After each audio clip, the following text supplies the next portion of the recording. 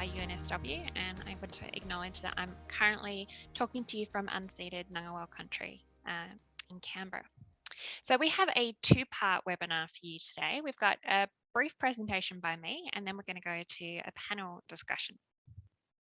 So we're kicking off with a bit of a talk about some work that CSI did with the support of Community Services Industry Alliance.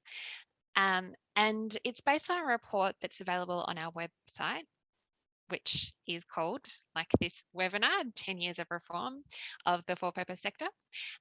So you can go to our website and download it, or we can pop the link in the chat for you.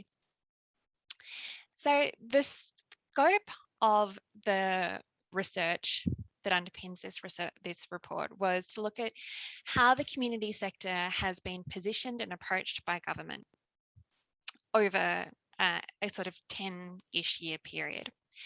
And we did that by looking at major government bodies and inquiries, including ones like Productivity Commission, Royal Commission, Senate inquiries. And we wanted to see how the positioning had changed over time, what the trends were, how things like marketisation were playing out, and whether we were seeing shifts in reforms or not. So we went from 2008 to 2020. So we took you may remember way back when, the Rudd government's Productivity Commission report on the not-for-profit sector as our starting point. And we did this because that was the last really concentrated effort to do a kind of big reset on the relationships between government and the community sector. It was a very extensive review. It included 93 reports and inquiries. And we specifically were looking at the recommendations in those inquiries and reports where they talked about the community sector. Nick, can you go to the next slide? So we found 4 interlocking themes. They were joining up and integration, competition and contestability, workforce reform, and then we had a 4th theme that emerged a little bit later. It actually really didn't show up till about 2016 out of the Harper Review, and that was government as system steward. Next slide, thanks, Nick. So I'm going to cover off obviously on each of those 4 themes, but what I wanted to do was start off with going all the way back to 2010, and that very, very long report by the Productivity Commission that most people in the community sector probably have gathering dust somewhere in their office, and talk to you about just a few of the recommendations out of that. So back in 2010, the Productivity Commission said that the governments were not making the most of the knowledge and expertise of the not-for-profit sector when they were formulating policies and designing programs. They said that governments were using excessively short-term contracts, that the reporting requirements were disproportionate to the level of government funding that was being given, and that the sheer volume of contracts that community organisations were having to manage was unreasonable. Now, despite that, we've got 93 reports and over 10 years in between, these statements from the Productivity Commission remain very consistent, and they surface in each of the 4 themes that I'm going to talk us through. So the first theme was joined up working. So the need for joined up government integrated services across service systems and governments. This is a perennial challenge in social services and for governments, and it's also one that isn't actually going to be solved. You know, we're dealing with complex systems are not static. There are always new programs being launched, shuffling portfolios in governments, and things that mean that joining up is just naturally an ongoing process. So in that sense, it's not a surprise to see that this is something that surfaces again and again. What is interesting about this, though, is where we saw joined up government being talked about. So we saw it most often in the recommendations that were responding to system breakdowns. So you see it in Royal Commission reports, in Senate inquiries, and you used to see it a bit in planning documents trying to respond to these inquiries. this last bit with the planning, that started to kind of drop off under the current coalition government. So if people hear strange noises behind me, my very large dog has decided to get up and walk around just as we started this webinar. Look, it's also interesting though what the focus of the joining up is. So the recommendations and the focus is around how government needs to change and how planning within government needs to change. There's actually very little emphasis on the sector and what it does and what its role in joining up is, even though it's part of the same social service system. And that's something that we'll come back to. Next slide, thanks, Nick. The second theme was competition and contestability. So this is positioned over the last 10 years and probably longer actually as driving efficiency and innovation in community service sector. Sorry, I have Rhonda. I'm just going to have to stop for a sec.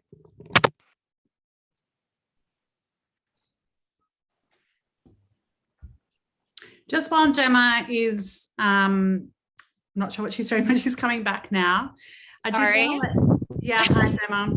I actually was just letting everyone know that the chat function is not working on this webinar. So what we'll do when we get to the Q&A is we'll ask people to put their hands up using the tool within Zoom, and they'll need to ask their question. The chat feed is not working, unfortunately. Gemma, back over to you. The joys of working from home and doing webinars from home. You get interrupted by things. Okay, where were we? I think I was saying, right, okay. So we've heard competition contestability is something that drives innovation and efficiency for, you know, we did a decade review in this, but that goes way back, you know, into the 90s.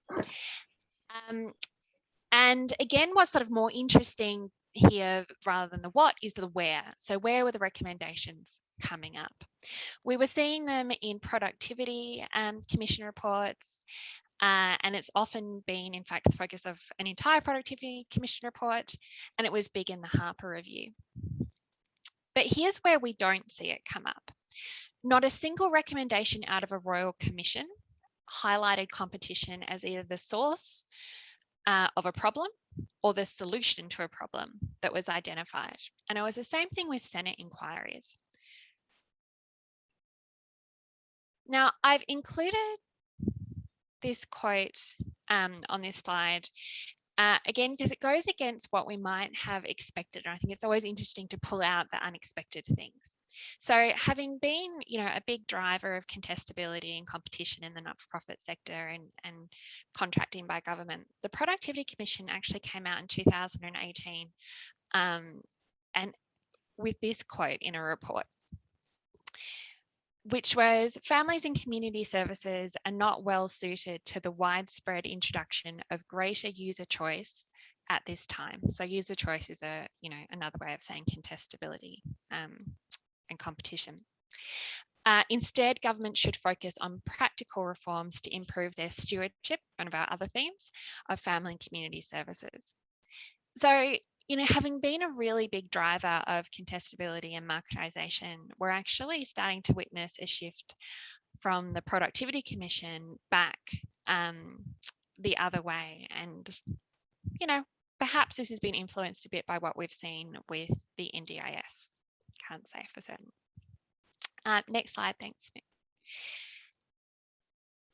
Next up and linked into contestability is system stewardship. So to ensure system integration and effective service delivery, governments need to act as a system steward, as we just heard in that quote from the PC before.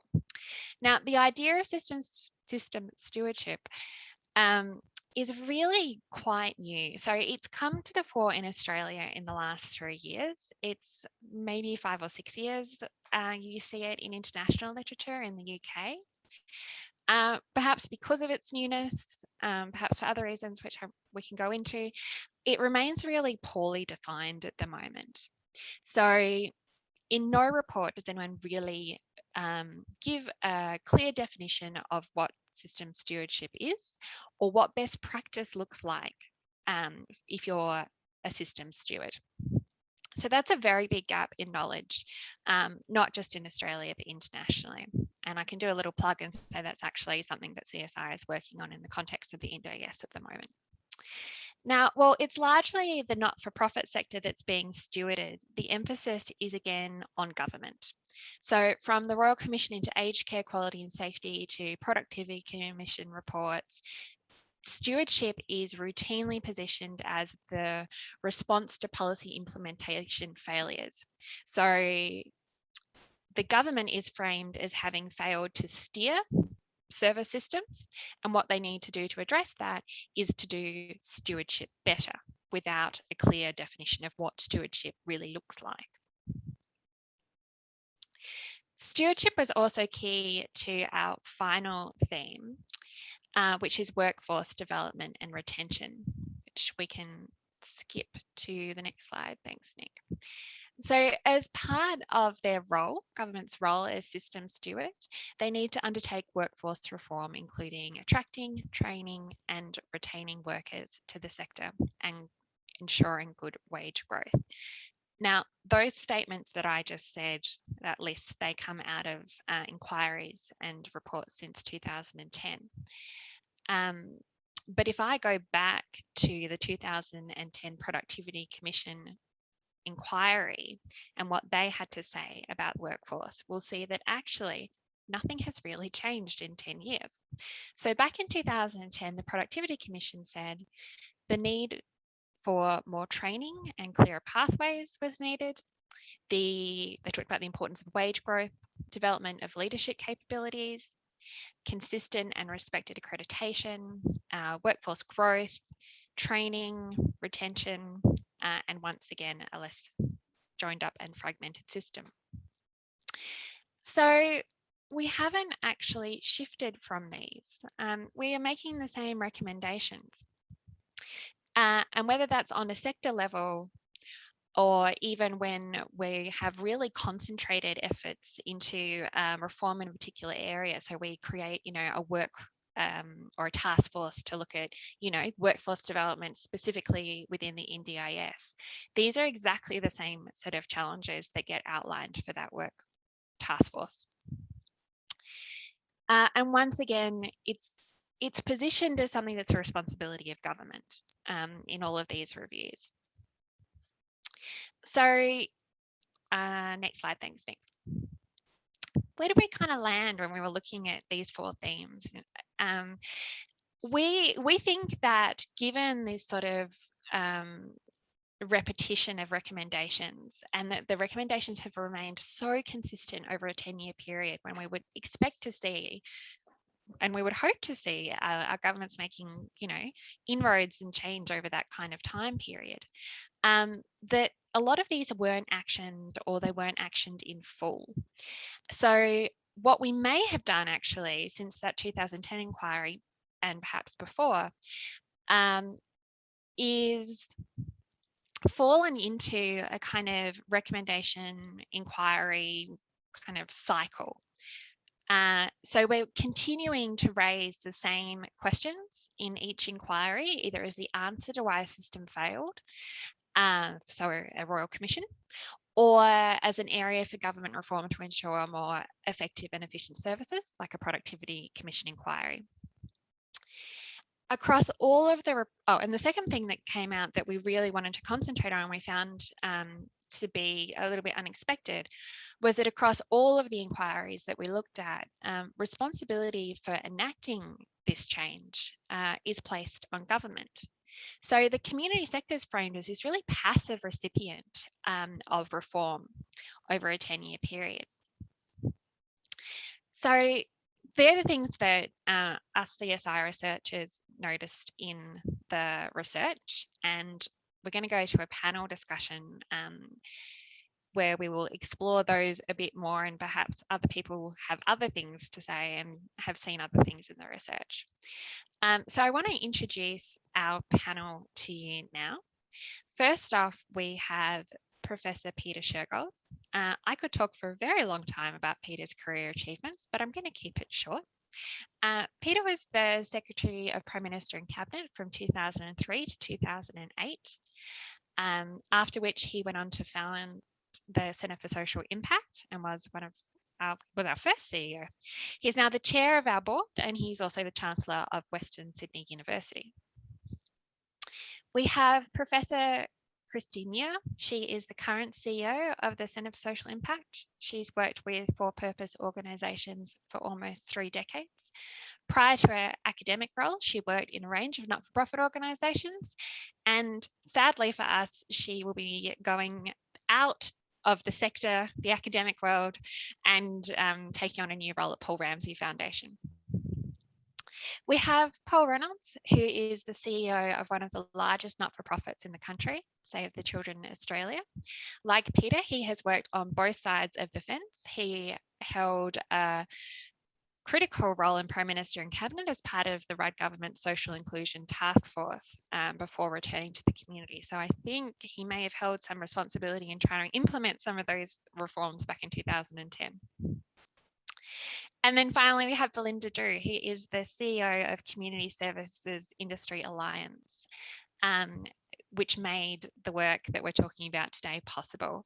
Belinda has driven CSIA to be a collaborative and innovative organisation, and particularly under COVID has been working on a whole host of issues facing the community services sector in partnership with government. So we have a wonderful mix of people who sit in all different parts of the system to debate why it is that we are seeing what we are in this review. So I'm going to throw some questions out to the panel, and then, as Rhonda said, there's a chance for you to chime in with your questions. My first question I want to direct to you, Peter, as you know, the person with the most senior government experience possible, really. From your perspective, how do we break the inquiry sort of system failure cycle that we've fallen into? It's a great question. No, and I'd have to say, I don't go back 10 years of reform. I think a great deal of my life has been involved. It really goes back. I was first involved in the late 80s, early 90s, because I had that job of effectively getting rid of the Commonwealth Employment Service, which of course was publicly delivered employment services, and replacing it with the job network. And it is true, you know, what was driving that? In part, it was what you've suggested, which was that the marketisation of the public sector. In the 1980s, early 1990s, the people who were held responsible for that, often, incidentally, the senior public servants, were seen as economic rationalists. Now, it's usually in the academic literature defined as neoliberals, you know, who wanted to drive this approach to marketising the public sector. And it's true, it was driven in part by an idea of getting value for money, for finite resources, for delivering outcomes, particularly in the human services and social services area. And it was driven that this idea of contestability, that if you had a variety of different providers, then you would get better value and better quality. And as you said, it then gets related to user choice. Although, in fact, if I look back right up to today, this last 30 years, the big missing element is, in fact, user choice. And I understand why in 2018, the view was, well, let's just give that part away. The difficulty is that in some areas, you know, user choice is crucial. If you think of people deciding where they or their mums and dads want to go to get residential aged care, there is no alternative really but giving people a choice of where they choose. The difficulty, and one of the problems in the system, is I think governments until now have been pretty woeful at actually informing citizens about how they can make choices if they want to choose. And then, you know, starting with grand plans and then increasingly narrowing the range of choices that are available for bureaucratic reasons. The NDIS, I would have thought, is a great idea of that. You know, employment services, we still have, you know, star ratings. The trouble is the star ratings aren't like going on and where you can choose where you want to go for a holiday. You know, star ratings are pathetic. I've never known anyone who went into employment services and said to Centrelink, oh, can you tell me the star ratings of the 6 providers in this area because I'd like to choose between them. So unless we get serious about that part, a lot of what drove this will get lost. The last thing I'd add by way of introduction is, you know, I understand the neoliberal critique, and there's an element of truth there. But I got to say, and I can speak for myself, but not for Paul, there was something else which was equally important that drove this move of state, territory, and Commonwealth governments into putting greater dependence on the community sector to deliver its services for it. I mean, I was driven by, still am, by a view that in many instances, community organisations have a greater deal of experience and a greater deal of empathy for those for whom they are delivering public services. I think there can be real value to that. So we've got to go careful, I think, not to throw the baby out with the bathwater. Even after 30 years, I think the ideas in some ways are still sound, but you've got to ask, why do we find it so difficult? And I'll tell you the reason I think why we're finding and where the system's failure is that effectively what starts as a great idea becomes simply a contractual relationship. And so governments tend to see the not-for-profit providers as simply delivering a program that has been designed by governments and public servants.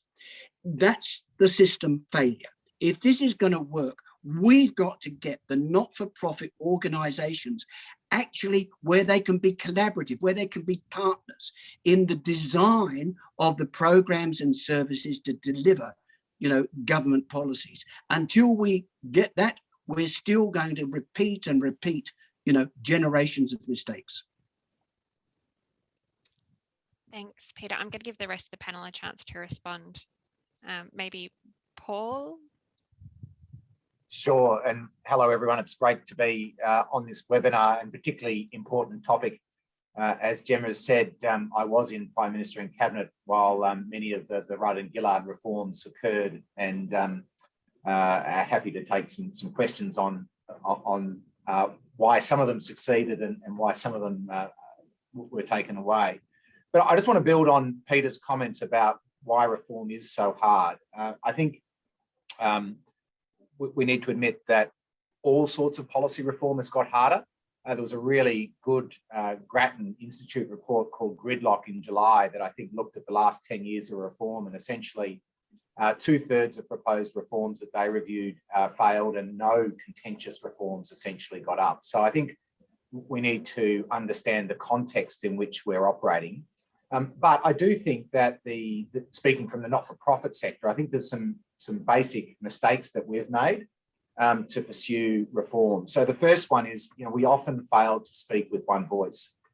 We really celebrate, and quite rightly, we celebrate the variety of organisations and missions and things across the organisation. But I think too seldom do we come together and speak with one voice about those issues that are common to all of us. I, with Kristy, participated as part of the Charities Crisis Cabinet, which was set up with the COVID pandemic. And I think that was really probably for me one of the first times that we had a group like that from right across the breadth of the sector that was speaking to federal and state governments with one voice. And actually some of the opportunities that we won for the sector were really significant. And I don't think we would have done that without that sort of single voice. I also don't think we've done a good job of articulating the prize for government. I mean, Peter talked about neoliberal language, and we shy away from that rather than saying, well, look, if that's the language that government is speaking, don't we need to communicate to them in a way that they will hear? So we'll come to them with great anecdotes or some of the evidence that we see as important, but we don't frame the opportunity, for example, as a wonderful microeconomic reform. Which it is. I mean, charities in Australia last year or the year before had revenue of about $116 billion. The not-for-profit sector is even bigger than that. If we got a 4 or 5% dividend, productivity dividend, which I think would be relatively straightforward with some contracting reform, that's $4 or $5 billion at least. Now, that's a significant microeconomic reform and a significant prize that might start to attract the attention of some of the senior public servants in Treasury and finance. But we've got to come to them with the right sorts of economic analysis and the right sorts of language. So I think that's important. The third thing that I would say, Gemma, is that we haven't had the support within government that we had for a period of time, I think, certainly while Julia Gillard was Deputy Prime Minister. We've had 6 ministers for the charity sector since 2013. And Peter knows better than I that when you've got that sort of turnover of ministers, they're only just there, they're starting to build up some stakeholder engagement, and then they're moved on. And there's certainly no opportunity to do any decent reform for them to really even understand the breadth of the sector. So we've got to be able to find some champions within government who will stay the course and help us get the sorts of reforms that we need. So they're some issues that are top of mind for me.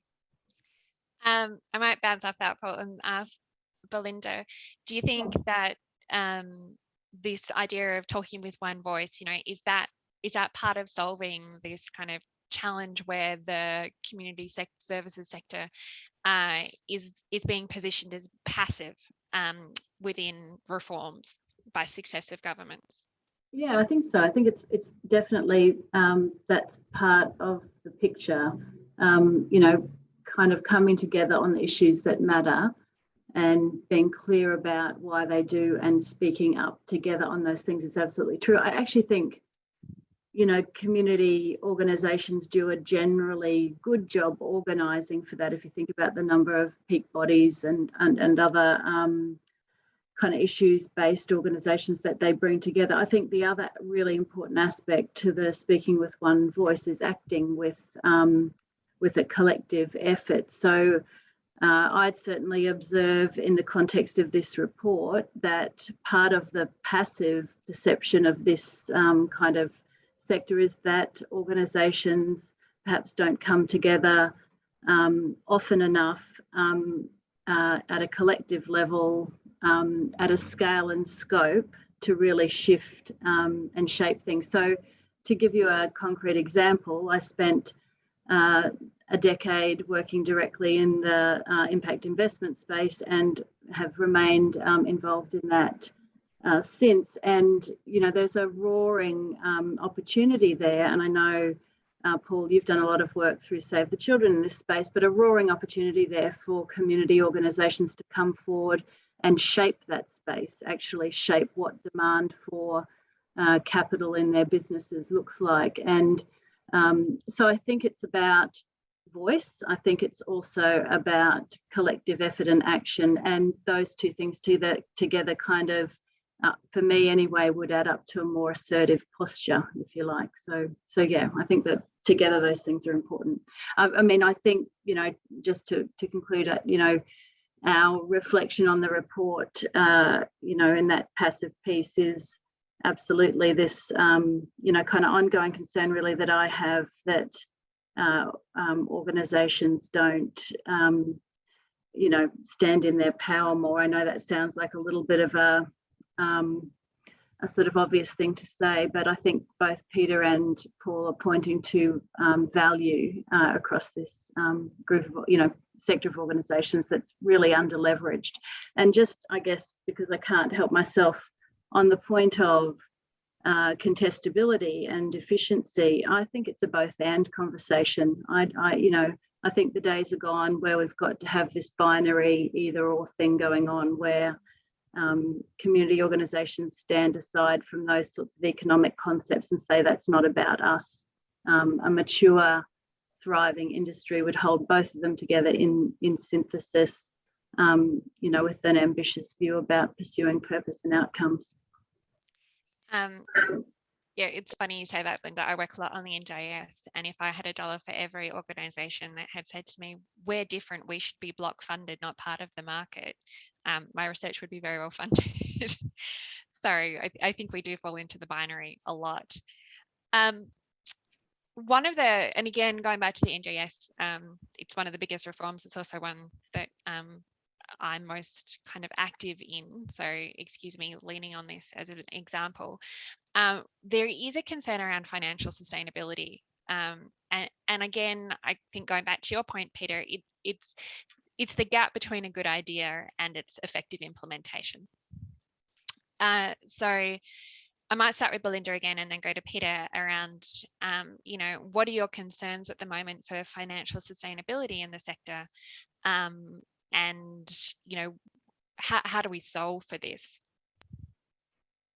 Oh, geez, I mean, it's like the eternal question, isn't it? And I mean, having spent some time in the social enterprise space, you know, I think it's useful at least to start borrowing on some of that, you know, idea that exists in that space about entrepreneurship. So I guess, you know, one of the things about the marketisation of community services, if that's actually what's going on, is that people conflate that with commercialisation. And I guess that's, I think, a thing we need to sort of tread carefully around and maybe think more about, again, what does entrepreneurship look like in the context of a for-purpose entity? And I know I'm not contributing a new idea when I say that, but I think it's a really important one, that distinction.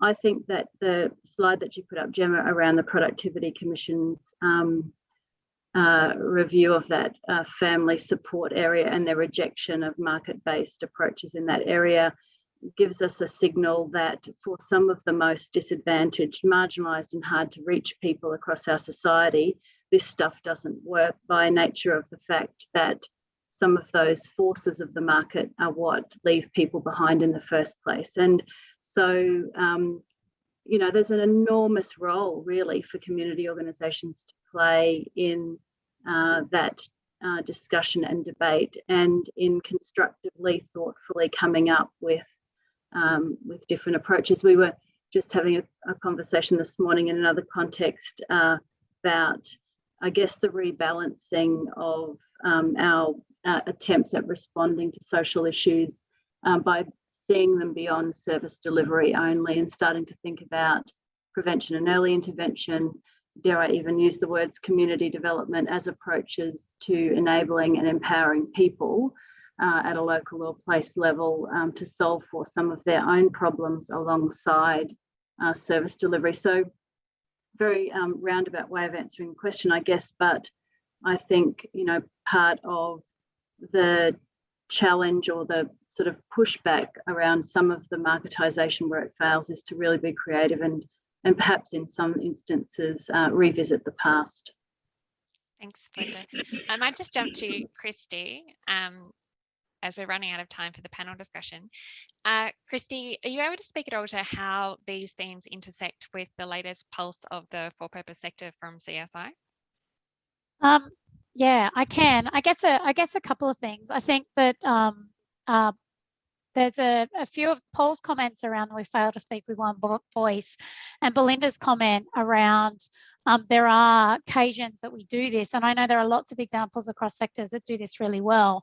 I think it points to one of the perennial challenges that came out of wave 1 and wave 2 of our pulse survey. And wave 2, we are going to publish the report shortly, so you haven't missed the report that's come out live. But the resourcing of the sector is really key, and the resourcing of the sector constantly comes up in both waves of the data, and this isn't new, and a lot of the issues that are connected to that Gemma spoke to that we found over the 10 years are related to how the sector is resourced, and that includes even the marketisation piece, because, you know, there isn't always a market. In some cases the market isn't useful. In other cases, where whether there is or isn't a market, we still have these shared issues around the need for long-term funding cycles and sufficient funding to actually deliver the cost of services. One of the things that we found in both wave 1 and 2 of Pulse survey is the financial stress that charities are under. Now, what was interesting is that in wave 1, 3 and 4 charities were under really severe financial stress, as in they were worried that they weren't actually going to be able to operate potentially in the next 12 months. And then what we saw from the federal government were things like supplementations for charities and also JobKeeper, which actually seem to have taken off a lot of that I'm about to fall off the cliff and we're not sure we can survive pressure from charities. And so we saw that we're worried that we're not going to be here, pressure come down in the second wave of the survey, so for this year in 2021 across the sector. Saying that, what has been really consistent, which alarms me, is that in both wave 1 and wave 2, we have seen this really high increase in demand for services, and many of you on this call will be getting that and feeling it, and that 70% of people across both waves could not meet the increased demand that they were seeking. And that's clearly in part a resource issue around funding. It's also an issue around what we've seen around the pressures in the sector around volunteering. In 2020, we saw around 2/3 of volunteers fall out of the sector. And for those organisations that responded who still have volunteers, in 2021, 1 in 3 of them said that they declined even further. So the resourcing sits on a number of fronts. And I think when we talk about funding of the sector and those kind of pressures and these recommendations that have been cycling for the last at least decade, Peter, you're right, it's many more. This loop is stuck not just around the money. It's some of the structural how and implementation issues. And we've heard these messages in the qual results of the full purpose survey that we've just done. You know, there is still a call for longer term contracts. There is a call still for the need to fix fundraising laws across the country. We need to increase the flexibility of grants. We've seen the power of what happened in COVID around philanthropy, and in some cases, some government contracts where funding was less restricted or was completely unrestricted, and what that actually did. And, you know, I think that the other piece to mention is that there is enormous uncertainty in the sector and great fear around what's coming next. And this isn't just about organisations, but it's about the purpose for which organisations exist. And why people are worried is obviously because of, you know, how are they going to continue to meet the increasing demand? But actually what we're hearing and seeing is that the demand peaks from the COVID pandemic we have not yet seen in this country. Thanks, Kristy. They are really important points. I think also sometimes when we get into discussions around, you know, what bureaucrats think or feel and what goes on with implementation and the sector, we can forget that the flow-on effect is actually about citizens and equity at the end of the day, and whether people are getting what they need to survive and flourish. I think, Rhonda, you're going to call out questions from the audience. Well, we have a bit of an issue with our questions this webinar. I'm really sorry about this. The chat feed is having issues. We don't have it. So guests can either put their hand up, and we actually have Kit from Perth who has done that, and others are welcome to do that if they like. And then they should pop up to the top, Gemma, so you should see them. And then they can ask, we can unmute them and they can ask their question. Or people can email us at csi@csi.edu.au. and I will get your question to Gemma. I apologise, everyone. Okay, well, while everyone's writing emails, we'll start with you, Kit. Thank you, thanks panel. So I'm curious, this question is to Paul, Ronalds, and also Kristy at CSI. I'm curious if the Productivity Commission reports address the collateral damage, inequities and inequalities of the current gross GDP, the gross domestic product financial model, and the need for a well-being economy, well-being budgets that prioritise people and planet well-being instead of gross domestic product. You'd like me to go, Gemma? Yep. Yeah. So look, Kit, it's a great issue to point out. We know that the things that we measure, you know, take on a much greater level of importance, and because we measure GDP and with all its limitations, that pushes us in a certain direction. You know, the more people that call out ambulances, for example, you know, that goes to GDP when obviously it's doing, you know, it's associated with some sort of terrible accident. The other piece that astonished me, one of my greatest learnings while I was in government, Kit, was when we were preparing budget submissions and costing them up. And in the social sector, of course, you're generally looking to get some sort of benefit for a community that, you know, reduces unemployment or improves mental health or a whole range of other things. But whenever you were doing your budget submissions, they were called what's in the language second round effects and were excluded. So to me, it's analogous to a private sector firm who said, we're going to expend this expenditure, but we're not going to count any profits that increase as a result of that. I mean, the private sector would cease functioning.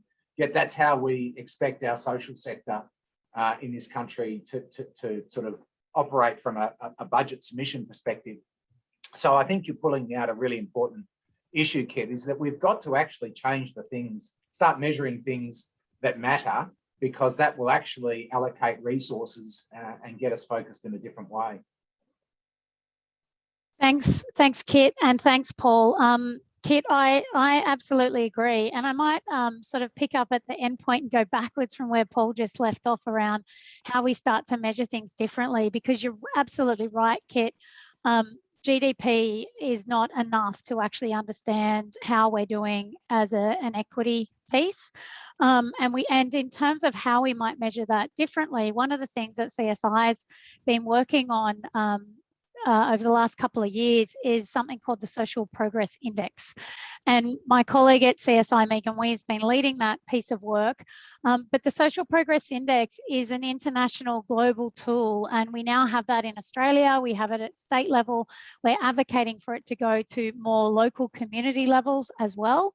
And the idea with the Social Progress Index is, let's not look at just the economic metrics like GDP or others, and I'll come back to that in a second, but let's look at what social progress means. And that's about having things like material basics, you know, safe housing, adequate sanitation, good food, good nutrition. It's about having access to things we know are important for our well-being, like education, our well-being in our future and what that means to thrive, education, healthcare, opportunities for work. But it's also around addressing things like belonging and discrimination and social isolation. And so the Social Progress Index is one way that we can start to shift our focus on measurement. In terms of the GDP, the two other issues when we look at the economic metrics, and economic metrics are important per se, but they're not enough. We know with the GDP, economists like Joseph Stiglitz have shown that when we have big gaps in the haves and the have-nots around what GDP even means, the economies fare worse overall. And then the second thing to say about the GDP problem is, we know that money matters. It matters for people's households. It matters how people live. And we knew before COVID that 1 in 8 households could not raise $2,000 cash in an emergency.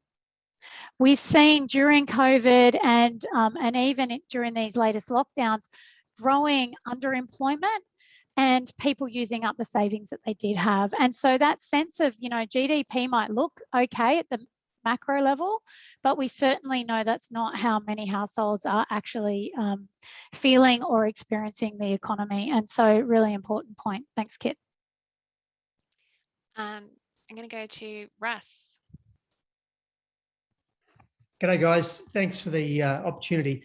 One of the points you raised, Gemma, was the lack of integration of services, and that's obviously, as you pointed out, come through time and time again. I'm just wondering whether the panel has any ideas and thoughts of how we fix that structurally. Well, the panel thinks about it. I will say, as somebody who wrote a book called Joined Up Government in Australia, you know, there is no one structural fix to that for the reasons that I kind of outlined at the start, which is that you're talking about moving systems. So it's a perennial challenge, and actually joined up government was first sort of something that the Romans tried to do. Like it's an unsolvable problem because it's dealing with complex systems. We have to keep trying to solve for it, which doesn't mean that we should put it on the shelf and not try. So I'll pass over to anyone from the panel. Peter's keen. I'll have a go first up, because I think back to my 5 years in Prime Minister and Cabinet, which was before Paul was there.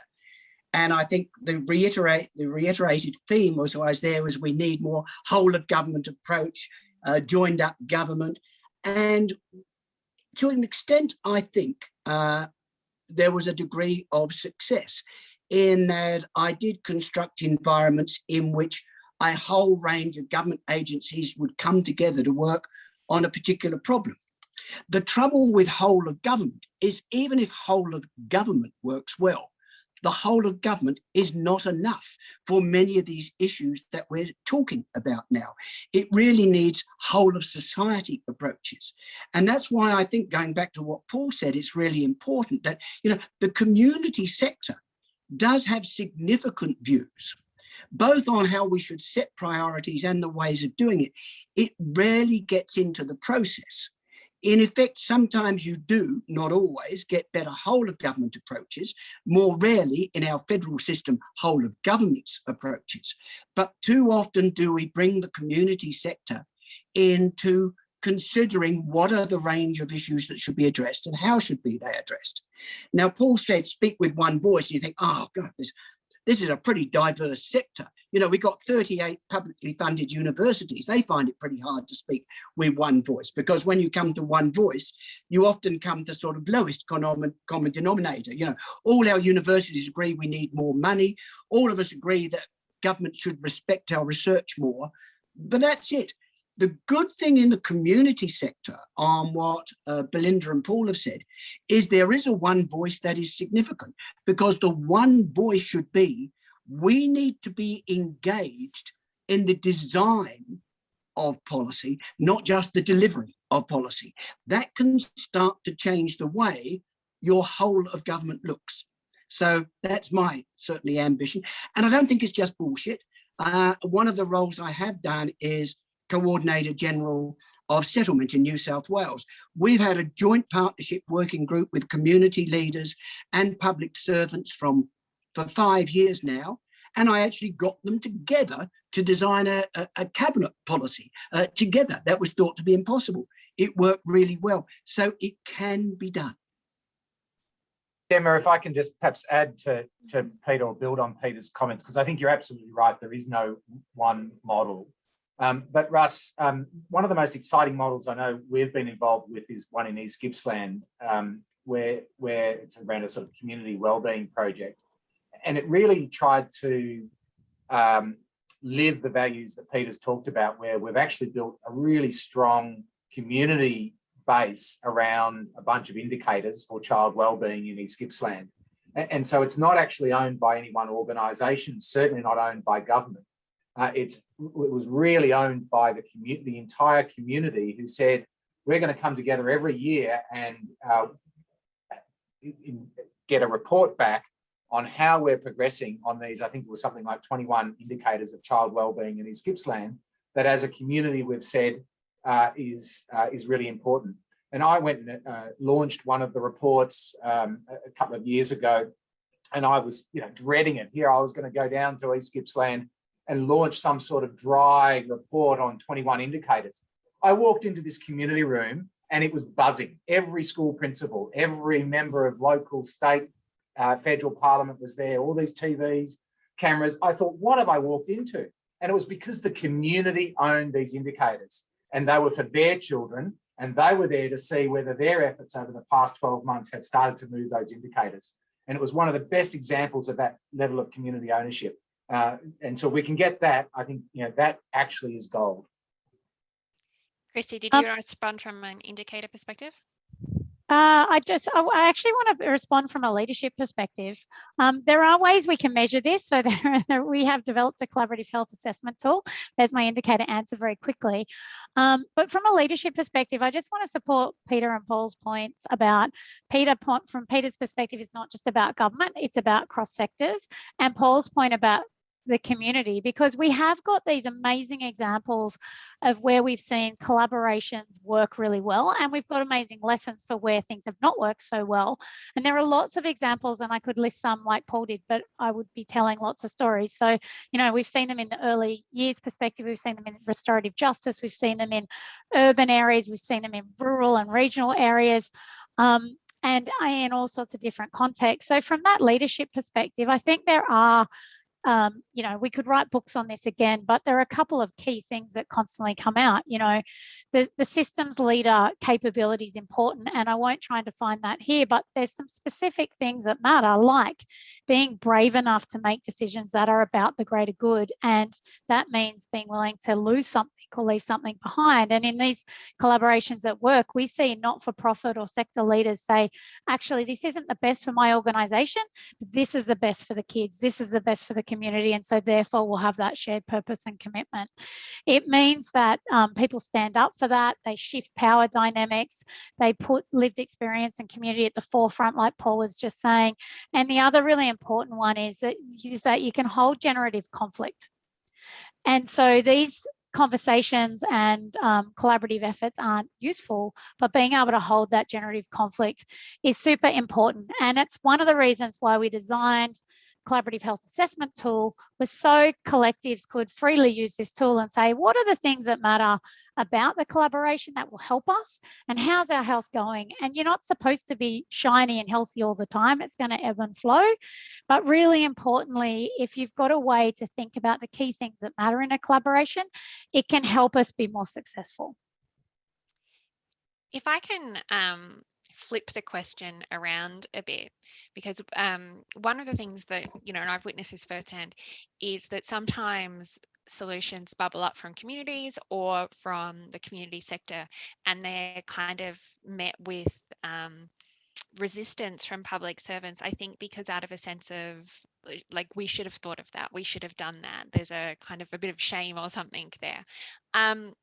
So how can public sector leaders change, or public, they don't even have to be leaders, just people working in the public sector change, in order to embrace the solutions that do bubble up from a kind of broader whole society approach? That's probably one for those who've worked in government again. Gemma, can I just Belinda, yeah, go for it. I declare I've never worked in government, only ever from the outside in, but that's the point I wanted to make, I think, is that there's just not enough outside in effort at the doing end of the business of the social problems we want to try and change. So I think your example is fantastic. Ideas that are surfaced out of the deep knowledge of organisations, the day-to-day work they do, that are then evidenced through, you know, fantastic collaborations with universities, that are promoted in the collective, not promoted for the benefit or gain of one organisation, and that are absolutely centrally focused on the people for whom that matters and the outcomes that that organisations want to see achieved. You know, so yeah, probably government needs to change. And in the day-to-day work I do, I would say one thing is, you know, Peter's point about governments giving up endless consultation in preference for absolute, complete and total collaboration in order to leverage the knowledge of organisations. But, you know, Kristy's point about leadership from the outside in, you know, kind of stopping this cycle, if you like, of waiting for governments to provide us with the direction to follow, but rather, you know, amplifying that good effort of taking up those ideas to government, asserting them in the collective. So, you know, because I fear that otherwise we sort of buy back into the agenda we're trying to, you know, shift the dial on, which is to wait for government to tell us, and perhaps they never will, you know. So, yeah, anyway, that's my outside-in perspective. Do we have an inside-out perspective? I suppose my starting point is this, that for the government to hear the views of the community sector and the elements within it is important. And that can happen through advocacy, and it can happen because of the role that an increasing number of organisations now play in delivering government services. Now, we know in doing that, you sup with the devil, you've got to take a long spoon. And, you know, you may get very significant funding, but it potentially comes at costs, including costs in terms of your ability to advocate. But we do need to hear the views of the community sector. But if all we do is hear the view of the community sector in designing government policy, it's not much better than just hearing the views of the public sector. The key here is collaboration and partnership. What will work, I think, Gemma, is when public servants don't think they're having, a view imposed upon them, or vice versa. It works, and I think Paul has been suggesting this, when you get groups of public servants, community leaders, and sometimes private sector leaders actually working together. Working together, first of all, to define what the problem is, because too often you start with the solution until you define the problem, and then working together on the best way of solving it. In other words, it works best if everybody thinks they've been a part of the process and has skin in the game. Thanks, Peter. Did anybody else want to respond to that? Perhaps very quickly, if my internet holds out, Gemma. When I went into PM&C, I found people who absolutely were focused on the public good, hardworking, some of the smartest people I've worked with, but they had a relatively limited life experience. To get to be a senior public servant, most of them had spent their life going through that process. And so, my biggest encouragement would be for more people from the not-for-profit sector to work in government, and more people from government to work in the not-for-profit sector, to get what Peter talked about there, which is where you understand the perspectives that each other are coming. And I would add the private sector there as well. Most of our most complex social and environmental problems that we face won't be solved without government, civil society, and the private sector coming together to collaborate really effectively around those solutions. So the more we have what I call boundary riders, people that have crossed over those different boundaries, the better we'll be. I think we have to wrap up in a sec. So it's a wonderful note to end on. I think that, I get asked as a researcher who spends her time researching bureaucracies, which probably sounds like a very strange occupation to a lot of people. How is it that you get to talk to the types of senior people you get to talk to? And I always say it's because I start the conversation with, I know your context is hard. I know you're trying to do your best. And I think too often across all our sectors, we don't start the conversation there. We start at a kind of, hitting heads on something versus, you have a different context to me, and I know you're trying to do your best within it. So that might be a wonderful note to wrap up on. Thank you to all of our panelists for joining us, and thank you to everybody who logged in today.